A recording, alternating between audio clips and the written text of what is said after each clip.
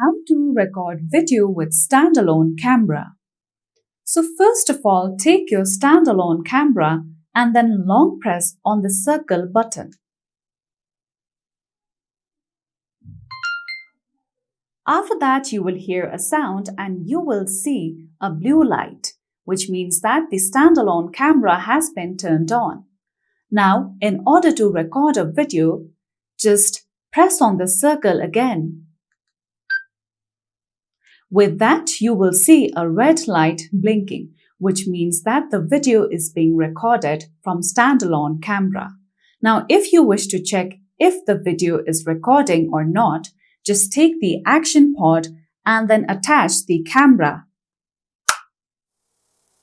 After this, turn your action pod and you can see that the video is being recorded. Now, in order to stop the recording, just press on this red circle button. With that, the video will be stopped recording.